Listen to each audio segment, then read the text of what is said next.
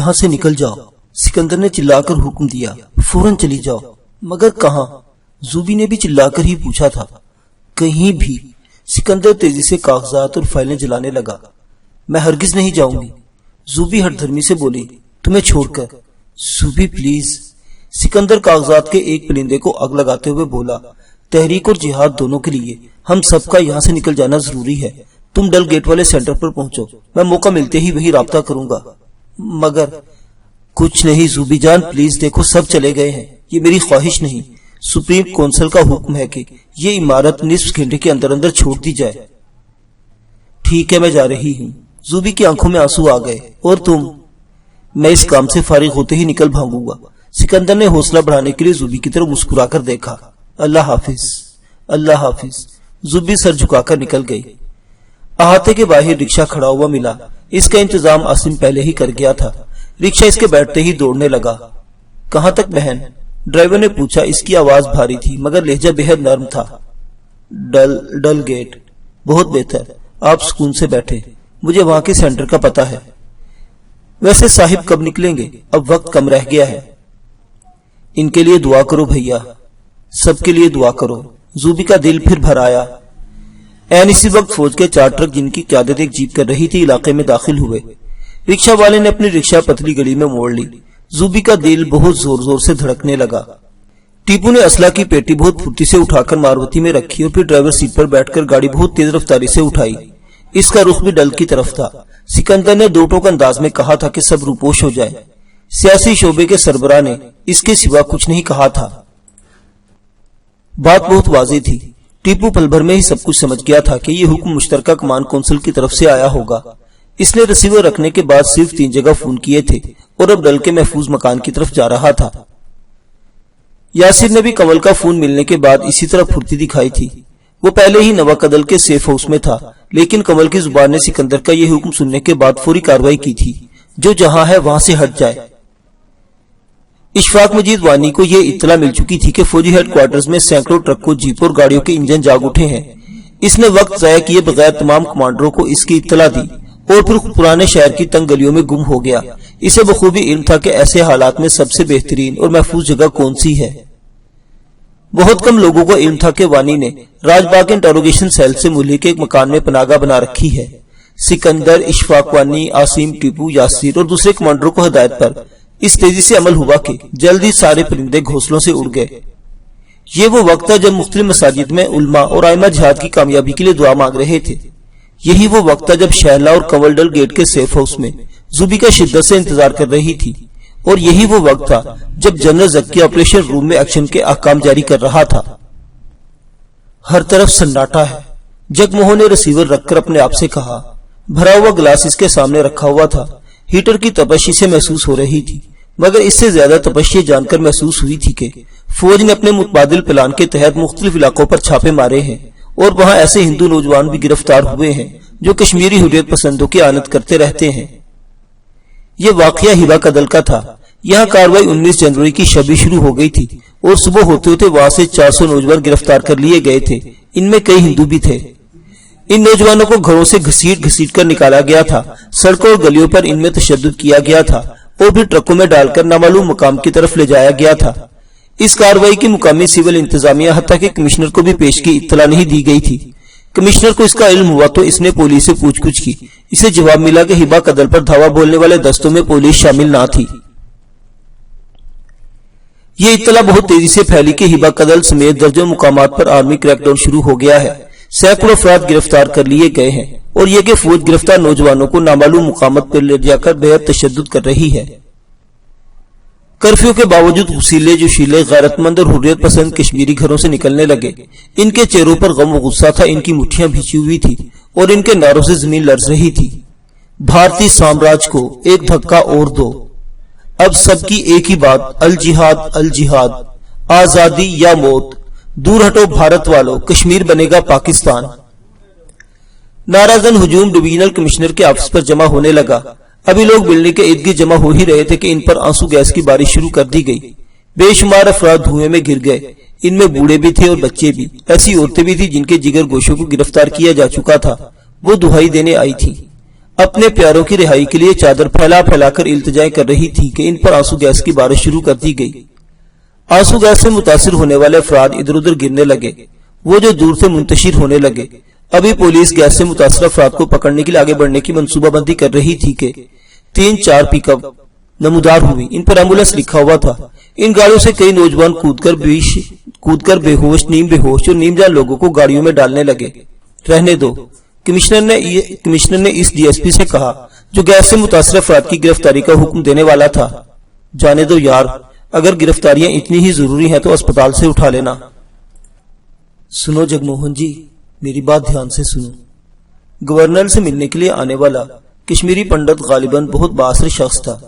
اسی باعث اتنے کشیدہ ماحول کے باوجود گورنر نے اس سے ملنے سے انکار نہیں کیا تھا۔ اب تم گورنر ہو، تمہیں سب کی بات سننی چاہیے۔ میں مسلمان نہیں، پر ان کا دشمن بھی نہیں ہوں۔ دشمن تو میں کسی کا بھی نہیں، اس لیے بے لاگ بات کہہ ڈالتا ہوں۔ تم سے تو کئی رشتے ہیں، دھرم کا رشتہ ہے اور پریوار کا الگ۔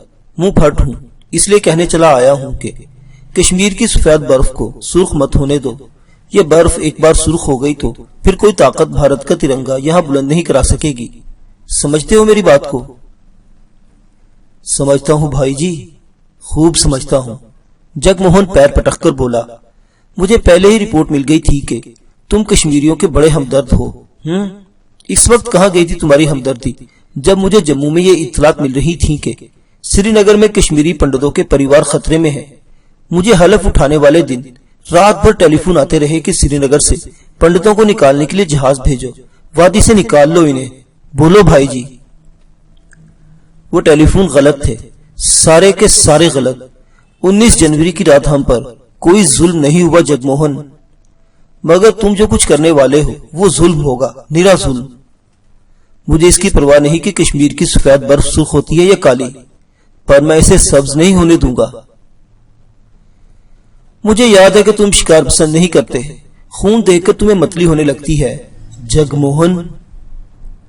ہاں، لیکن باغی کشمیریوں کا بہتا ہوا خون دیکھ کر مجھے لطف آئے گا بھائی جی، گورنر نے شفاقانہ لہجے میں جواب دیا۔ میں ہر قیمت پر وادی میں امن چاہتا ہوں۔ زیادہ بڑے نقصان سے بچنے کے لیے چھوٹے نقصان کی فکر کرنا میری عادت نہیں رہی۔ مجھے ڈل، لڈر، ناگن جھیل کو بچانا ہے، کشمیر کے پہاڑ بچانے ہیں جن پر جگہ جگہ اللہ اکبر اور جہاد لکھا ہوا ہے۔ میں نے زکی سے کہہ دیا ہے کہ طویل سفر کے بعد میں بہت تھک چکا ہوں، گہری نیند سونے کی خواہش ہے میری، لیکن میں بستر پر اسی وقت لیٹوں گا جب وہ فون پر یہ اطلاع دے گا کہ ہر طرف کرفیو کی پابندی ہو رہی ہے۔ لیفٹیننٹ جنرل زکی، وہ بڑا بدقسمت ہے جگموہن، پنڈت جی نے بڑی نفرت سے منہ بناتے ہوئے کہا۔ میرا خیال ہے کہ اتنے بڑے عہدے پر وہ پہنچا ہی اسی کارن ہے کہ اپنوں کا گلا کاٹتا رہا ہے۔ خیر، تم نہ مانو میری بات، لیکن ایک دن جب تم یہاں کے گورنر رہی رہو گے تو رات کو سونے سے پہلے تمہیں میری یہ باتیں ضرور یاد آئیں گی۔ تمہیں سرخ برف بھی خواب میں دکھائی دے گی اور پھر تم بے خوابی کے مریض بن جاؤ گے۔ اب میں چلتا ہوں۔ پنڈت جی اٹھ گئے، ان کے چہرے پر مایوسی کے تاثرات بہت واضح تھے، شاید وہ کسی امید پر یہاں چلے آئے تھے اور جگموہن نے انہیں بہت مایوس کر ڈالا تھا۔ چلتا ہوں میں، بس یہ خیال رکھنا کہ بے گناہوں کا خون تو کالی کو بھی راس نہیں آ سکا۔ تم تو جگموہن ہو، صرف جگموہن۔ فکر مت کرو بھائی جی، صرف چند دنوں کی بات ہے، اس کے بعد میں تمہارے گھر آ کر تم سے پوچھوں گا کہ اب کہو کشمیر میں امن قائم ہوا یا نہیں۔ تم جو آگ یہاں لگانا چاہتے ہو وہ ایک بار بھڑک گئی تو پھر اس وقت تک نہیں بجھے گی جب تک کشمیر بھارت سے الگ نہیں ہو جائے گا جگموہن۔ پنڈت جی نے کھڑے ہو کر کہا، اور پھر یہ آگ تمہارے تمام راستے بند کر دے گی، وہ راستہ بھی جو میرے گھر کی طرف آتا ہے۔ اب تم چلو بھائی جی، میں بہت تھک گیا ہوں، اور ہاں، جب بھی ضرورت پڑے مجھے بلا تکلف فون کر دینا۔ آخر ہمارا خون تو ایک ہی ہے نا، پردادا ایک تھا، اور لیکن تمہارا مقصد مجھ سے بالکل مختلف ہے۔ پنڈت جی یہ کہتے ہوئے دروازے کی طرف بڑھ گئے جس کے باہر دو باوردی جوان مجسموں کی طرح ساکت کھڑے ہوئے تھے۔ باہر والے کمرے میں وید مہرا اور جمیل قریشی موجود تھے، چند اعلیٰ حکام بھی۔ انہوں نے پنڈت جی کی طرف دیکھا مگر پنڈت جی سر جھکا کر چلتے رہے۔ اب ایک لیفٹیننٹ بیرونی راستے پر ان کی رہنمائی کر رہا تھا۔ ڈل کے ارد گرد چھاپوں کے باعث زوبی، شہلا، کلثوم، ٹیپو، آسیم اور دیگر تمام حریت پسندوں نے وہ ٹھکانہ بھی چھوڑ دیا تھا جہاں انہوں نے چند گھنٹے پہلے اپنا لی تھی۔ سکندر کے بارے میں ابھی تک کسی کو کچھ علم نہ تھا، لیکن اطلاعات کی تصدیق ہو چکی تھی کہ وہ پرانا سینٹر چھوڑ کر ہائی کورٹ کمپلیکس والے جہانگیر چوک کی طرف چلا گیا ہے۔ یہ اطلاع بھی ملی تھی کہ سکندر کے وہاں نکلتے ہی چند پولیس والوں نے مکان کو آگ لگا دی تھی، تاہم فائر بریگیڈ نے بر وقت پہنچ کر آس پڑوس کے مکانوں کو جلنے سے بچا لیا تھا۔ آتش زنی کی اس واردات کا سن کر ٹیپو نے سکون کی سانس لی تھی، کچھ اس طرح جیسے اس کے سر سے بوجھ ہٹ گیا ہو۔ اتنا سکون کیوں بھیا؟ زوبی نے حیرت سے اسے دیکھا تھا۔ صرف اس لیے کہ اس مکان میں ایسی اہم شہادتیں موجود تھیں جو سینکڑوں افراد کی گرفتاری کا باعث بن جاتی۔ لیکن سکندر نے تو میرے سامنے کئی سیر کاغذات خود جلائے تھے، اس کے باوجود؟ ہاں، اس کے باوجود وہاں بہت کچھ بچ گیا ہوگا۔ میرا خیال نہیں بلکہ یقین ہے کہ آتش زنی کی اس واردات میں سکندر کا بھی ہاتھ ہے۔ جب اس نے یہ دیکھا کہ وقت کم ہے اور کام بہت، تو اس نے اس مقامی باشندوں کو کسی نہ کسی طرح آگ لگانے پر اکسایا ہوگا، ساتھ ہی فائر بریگیڈ کو اطلاع دے دی ہوگی کہ آس پڑوس کے مکان بچ جائیں۔ لیکن مکان پھونکنے کی واردات تو پولیس والوں نے کی ہے۔ پولیس کی وردی حاصل کرنا ہمارے لیے کبھی مسئلہ نہیں رہا پیاری بہن۔ ٹیپو مسکرانے لگا۔ خیر، یہ ذکر اب رہنے دو، میں تمہیں یونیورسٹی ٹاؤن چھوڑ دوں گا، پھر تم گروپ 9 کی ذمہ دار ہوگی۔ اور تم؟ میں ان حالات میں اس طرح چھپا نہیں رہ سکتا زوبی، اب مجھے کام کرنا ہے۔ میرے لیے جو پیشگوئی کی گئی تھی کہ اس کے پورے ہونے کا وقت آ گیا ہے۔ کیسی پیشگوئی؟ زوبی پھر حیرت زدہ ہو گئی۔ تھی ایک پیشگوئی، تم کہو شہلا اور کنول کس طرف گئی ہیں؟ شہلا بادامی باغ کی طرف اور کنول مزدہ ہوٹل۔ کلثوم والا گروپ ٹورسٹ سینٹر پر ڈیوٹی جوائن کرے گا۔ زوبی، دعا کرو کہ اللہ تعالیٰ ہمیں اس بڑی آزمائش میں سرخرو رکھے۔ میری ایک بات یاد رکھنا، ہمارے لیے سب سے قیمتی چیز کشمیر ہے، ہمیں ہر قیمت پر اسے بھارتی درندوں سے بچانا ہے۔ لہٰذا اگر کبھی میری یا سکندر کی شہادت کا سنو تو دل میلا مت کرنا، زیادہ لگن سے جدوجہد کرتی رہنا، اس وقت تک جب تک کشمیر آزاد ہو کر پاکستان کا حصہ نہ بن جائے۔ زوبی اپنی آنکھیں اس طرح مسلنے لگی جیسے ان پر کچھ پڑ گیا ہو۔ جگ موہن کو ابھی تک نیند نہیں آئی تھی، حالانکہ جنرل زکی نے کچھ دیر قبل رپورٹ دی تھی کہ شہر میں اب خاموشی ہے۔ جن مقامات پر کرفیو کے نفاذ میں مزاحمت کا سامنا کرنا پڑا ہے وہاں بھی سناٹا ہو چکا ہے۔ گڈ، گورنر نے خوش ہو کر کہا تھا۔ گڈ بوائے یو آر، تم نے 26 جنوری کے اعلان آزادی کو روکنے کے لیے پہلا بڑا قدم کامیابی سے اٹھایا ہے Zaki. Thank you sir, lieutenant general Zaki نے دوسری طرف سے کہا تھا۔ ابھی تو ہم نے کرفیو کے نفاذ میں کامیابی حاصل کی ہے، آگے آپ کی رہنمائی میں اور بھی کامیابیاں حاصل کریں گے۔ یقیناً جنرل، یقیناً۔ گرفتاریاں کتنی ہوئی؟ ابھی گنتی جاری ہے، زکی نے جواب دیا۔ ٹرک بھر بھر کر لوگ لائے جا رہے ہیں، یہ تعداد ہزاروں میں بھی ہو سکتی ہے جناب۔ اور مرے کتنے؟ سوری سر، ابھی اس کا اندازہ نہیں، اسپتال زخمیوں سے بھرے پڑے ہیں۔ تم لاش اور زخمیوں کی پرواہ مت کرنا زکی، گورنر نے دو ٹوک انداز میں اجازت دیتے ہوئے کہا تھا۔ بس گرفت مضبوط کرتے چلے جاؤ، راستے میں جو بھی آئی اسے ہٹا دو، عورت ہو یا مرد، بچہ ہو یا بوڑھا۔ ٹھیک ہے سر، میں جوانوں کو پوری اجازت دے رہا ہوں۔ Thank you Zaki my darling, اب میں گہری نیند لے سکتا ہوں۔ گورنر نے یہ کہتے ہوئے ریسیور رکھ دیا، لیکن ابھی تک اسے جھپکی بھی نہیں آئی تھی۔ اچانک ہی جگ موہن کو گھبراہٹ محسوس ہونے لگی، یوں لگا جیسے کوئی اس کا سینہ دبا رہا ہو۔ اس نے بوکھلا کر کھڑکی کی طرف دیکھا، وہ بند تھی۔ اس کا اے ڈی سی اس کی حفاظت کے نقطہ نظر سے یہ کھڑکی خود بند کر گیا تھا۔ احمق، جگ موہن نے سر ہلا کر کہا۔ اس نے یہ بھی سوچا نہ کہ مجھے گھٹن محسوس ہو سکتی ہے۔ کھڑکی اس نے کھولی تو باہر بھی ہوا بند تھی، تاہم تازہ فضا میں سانس لیتے ہوئے جگ موہن کی حالت بہتر ہونے لگی۔ باہر کی خنکی اس کے کشیدہ اعصاب کو پرسکون کرنے لگی۔ باہر ہر چیز ساکت تھی، چنار کے درخت بھی خاموش تھے۔ اس نے جھیل کی سمت دیکھا جس نے کچھ دور شنکراچاریہ ہلز تھی۔ لاوا! جگ موہن کو اچانک ہی یاد آ گیا کہ ماہرین ارضیات کے مطابق 40 لاکھ سال قبل شنکراچاریہ ہلز آتش فشاں تھی، ان سے لاوا ابلتا رہتا تھا۔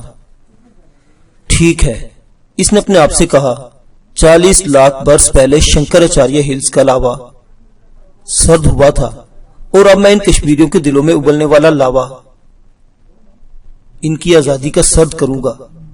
میں جگ موہن تاریخ بنا رہا ہوں۔ صرف 4 سال بعد لوگ کہیں گے جگ موہن نے کشمیر میں آزادی کی آتش فشاں کو سرد کر دیا۔ تبھی وہ شنکراچاریہ کے بارے میں سوچنے لگا۔ اس نے دہلی میں ایک لیکچر دیا تھا جس کا بنیادی موضوع یہ تھا کہ شنکر نے کنیا کماری سے کشمیر تک کا سفر کیا اور 10ویں صدی میں بھارتی ثقافت کو زندہ کیا۔ اسے کشمیر کے بارے میں تامل شاعر سبرانیم بھارتی کی وہ نظم بھی یاد آ گئی جس میں اس نے کشمیر کو بھارت کا تاج قرار دیا تھا۔ بھارت کا تاج کشمیر ہے جہاں آج ہر طرف بغاوت پھیلی ہوئی ہے۔ جگ موہن کھڑکی سے سر نکالے بغیر لمبی لمبی سانسیں لینے لگا۔ شنکر نے قبل از مسیح انہی پہاڑیوں سے اتر کر شیو جی کے مندر میں پوجا کی تھی اور پھر امرناتھ کے غاروں کی طرف روانہ ہو گئے تھے۔ جگ موہن کو ہندوؤں کی لکھی ہوئی تاریخ اور حوالے ازبر تھے کہ شنکر کے پہاڑوں، امرناتھ کے غاروں اور کمل کے پھولوں کو خطرہ ہے جو ہندو دھرم کے خاص نشانات ہیں۔ کیا یہاں ہمارا دھرم خطرے میں ہے؟ جگ موہن اس کے سوال کا دو ٹوک جواب زوردار تھا، نہ، لیکن وہ ہندو دھرم اور کشمیر کو لازم و ملزوم سمجھتا تھا۔ اس باعث اس کا سر اس بات میں ہلنے لگا، ہاں یہاں دھرم اور رام راج خطرے میں ہے۔ جگ موہن شیو کے جس مندر کو اپنے دھرم کی علامت اور نشانی سمجھ رہا تھا وہی مندر تھا جس کی مسلمان حکمران زین العابدین نے 1421 پھر 1472 میں مرمت کرائی تھی۔ اگر یہ کشمیری مسلمان مندر کی مرمت نہیں کراتا تو جگ موہن کو اس کے وجود کا علم بھی نہ ہو سکتا تھا۔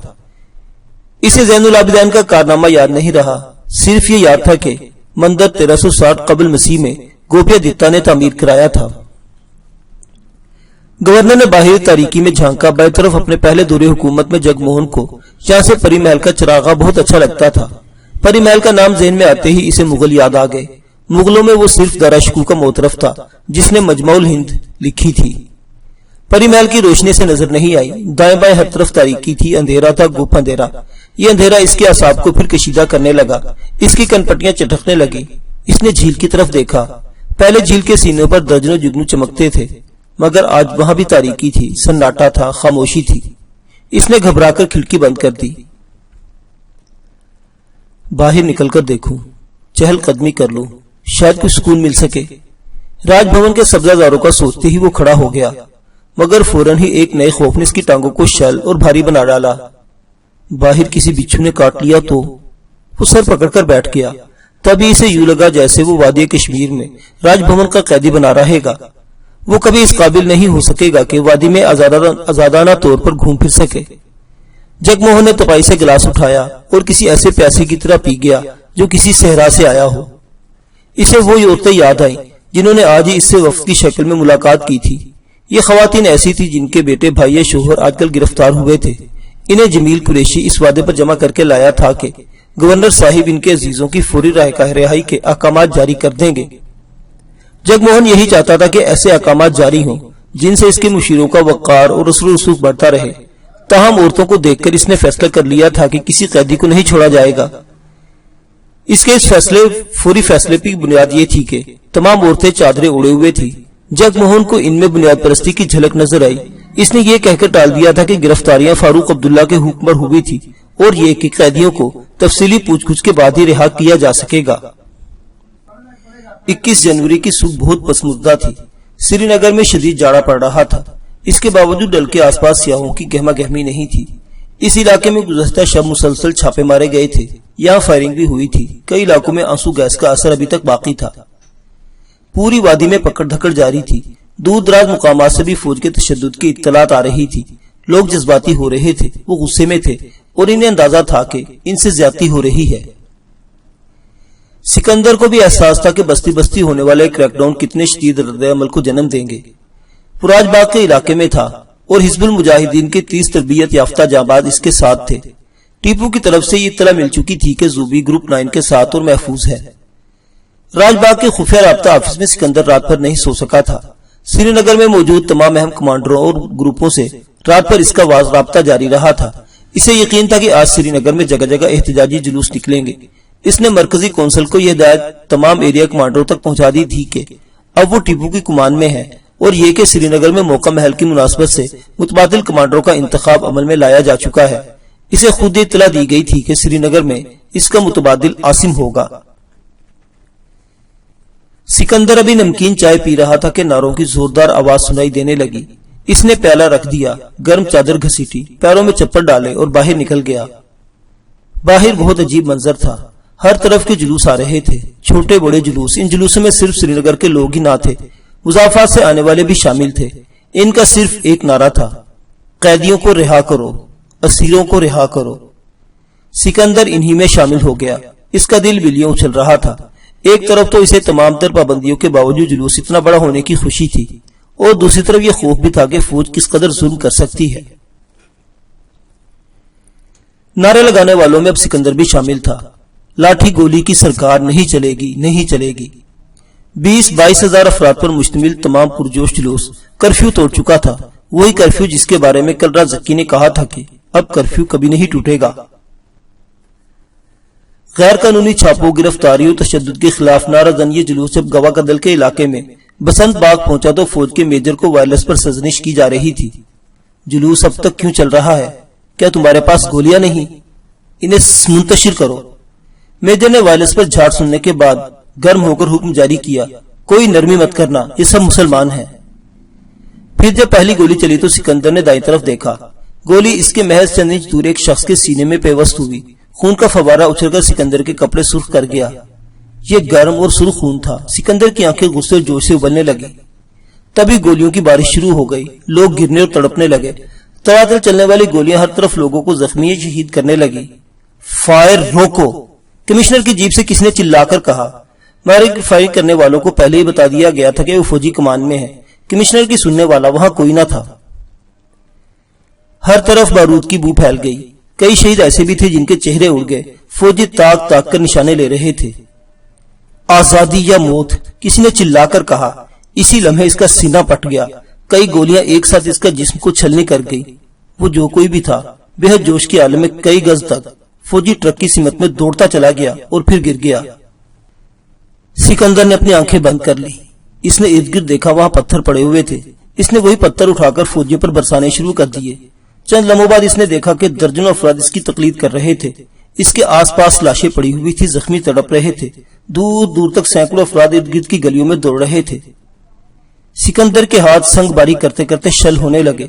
इसने एक नजर अपने कपड़ों पर डाली। गर्म शाल कहीं गिर चुकी थी, कपड़े खून से तितर बितर थे। एक लम्हे के लिए वो ठटक सा गया। यही वो लम्हा था जब एक पुलिस वाले ने इसे दबोच लिया। क्या करते हो अहमद? पुलिस वाला इसके कान में घुर्राया। इस तरह सब मारे जाएंगे। दूसरे लम्हे वो एक गाड़ी में उछाल दिया गया।